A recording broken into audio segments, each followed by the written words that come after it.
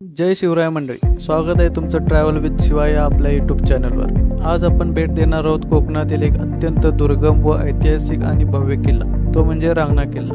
छत्रपती शिवाजी महाराजांच्या दुर्गम योजनेचा हा एक अभेद्य गड आहे। चला तर मग रांगणा किल्ल्याचे अद्भुत सफर सुरू करूया। रांगणा किल्ला महाराष्ट्राच्या कोल्हापूर जिल्ह्यात तसेच गोवा आणि कर्नाटकाच्या सीमेवर वसलेला आहे। तो सिंधुदुर्ग आणि कोल्हापूर जिल्ह्याच्या सीमेरेषेवर आहे। सह्याद्रीच्या डोंगर रांगेत वसलेला हा किल्ला भूरणनीतिक दृष्टिकोनातून अत्यंत महत्त्वाचा आहे।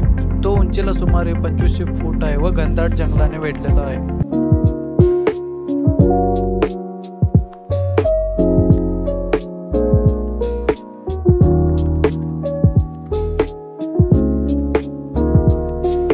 रांगणा किल्ल्याचा इतिहास प्राचीन आहे। हा किल्ला शिलाहार राजवटीपासून अस्तित्वात होता असं मानलं जातं। मात्र खऱ्या अर्थाने हा किल्ला प्रसिद्ध झाला छत्रपती शिवाजी महाराजांच्या काळात। पुढे छत्रपती संभाजी महाराज तसेच मराठा सरदार फाटके यांच्याही काळात किल्ला सक्रिय राहिला।